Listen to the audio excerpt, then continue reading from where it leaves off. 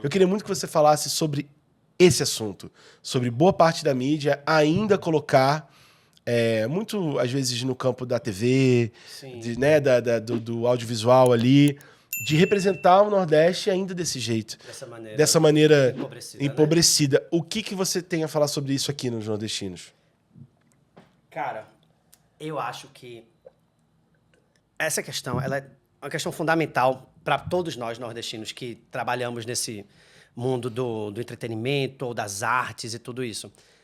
Eu tive essa primeira conexão aconteceu comigo quando eu fui assistir uma peça do Grupo Carmim, que é o grupo do Rio Grande do Norte, chamada A Invenção do Nordeste. Essa peça é baseada nesse livro que se chama A Invenção do Nordeste, que é do Durval Albuquerque, que é um historiador do Rio Grande do Norte, uma pessoa que você com certeza deveria trazer para cá, que ele criou esse livro, e nos contando a nossa própria história do que é o Nordeste. O Nordeste é uma invenção geográfica dentro do Brasil. Antes o Brasil era dividido em norte e sul, depois ele começa a ser dividido norte, sul, leste, centro, várias denominações geográficas, IBGE mesmo, livrinho de geografia. Até o momento em que nasce o Nordeste, muito por conta da seca. Sim. E também dessa presença desses imigrantes que começam a vir para São Paulo, nos conhecidos pau de arara, e a gênese dessa palavra acontece em paralelo com essa história também dessa imigração dessas pessoas que tinham muito menos acesso à educação e que vêm para construir as bases do Sudeste. Vêm para trabalhar em obra, vêm para trabalhar em restaurante. E são coisas que ainda acontecem, mas muito menos. Muito menos. Muito menos. Muito menos mesmo. E aí, quando a gente... Então, essa é a narrativa que cola no Nordeste, né? A narrativa desse cara, desse migrante, pau de arara, para usar a palavra correta mesmo. E hoje a gente está em 2024. A gente tem o Nordeste como um centro de difusão cultural absolutamente incrível. Primeiro que existe a diversidade, né, desses 9 estados que... Existe muito mais do que 9 sotaques, então a gente não fala que nem a Suzana Vieira na novela da Senhora do Destino. Gente, my God, como é que é isso? Não é assim que a gente fala. Não é, entendeu? Não é.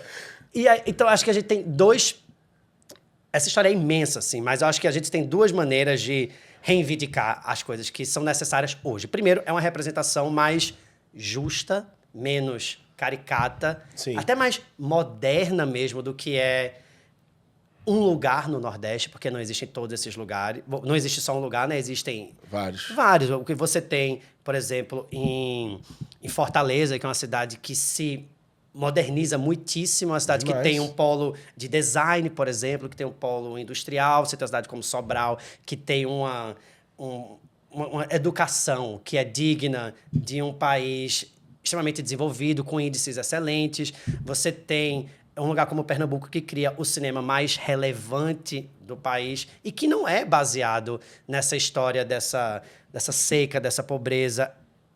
A seca, a pobreza, o abandono foram um projeto político. E perpetuar essa narrativa adjacente ao povo nordestino também é um projeto de silenciamento, é um projeto de apagamento. Então, a gente precisa primeiro reivindicar novas narrativas, né? Narrativas que, por exemplo, que a gente tem... A Bahia também é Nordeste. E o que a gente tem acontecendo na cidade de Salvador, que é a capital afro do Brasil, onde vem uma Viola Davis montar uma produtora audiovisual em busca de boas histórias sobre o Nordeste, sobre esse Nordeste que é preto também, por exemplo, é absolutamente incrível. É absolutamente incrível. O que é a maneira como o cinema de Kleber Mendonça também faz com que a gente possa reivindicar o direito à cidade, uma luta contra a especulação imobiliária. Kleber, além de um grande cineasta, para mim ele é principalmente um grande urbanista. É uma pessoa que está atenta às questões urbanas. E nós vivemos em cidade, então a gente não pode apagar essa pauta. Quando isso chega no audiovisual, é incrível. Assim como o Carinha Inus também faz um cinema incrível, baseado no Ceará. Tem tanta coisa, sabe, porque a gente iluminar de interessante no Nordeste, que é mais contemporânea mesmo, que resolve problemas da atualidade. Mas a galera volta lá... Porra, meu irmão, tipo assim, é na história dos meus pais, entendeu? E meus pais têm 70 anos, eles não querem ver... Isso foi um problema majoritariamente superado, principalmente no governo Lula, eu acho, sabe? A partir do momento que você tem A cidade onde meus pais nasceram, por exemplo, onde o meu pai nasceu, chamado Sumé, na Paraíba, que tem 20 mil habitantes, tem universidade hoje em dia. Tem universidade federal, entendeu? Então, a gente já tem educação, já tem tecnologia, a gente precisa contar outros problemas que existem, outras histórias, outros arcos. E, além disso tudo, da questão narrativa, a gente precisa também entender quem são essas pessoas que vão contar essas histórias.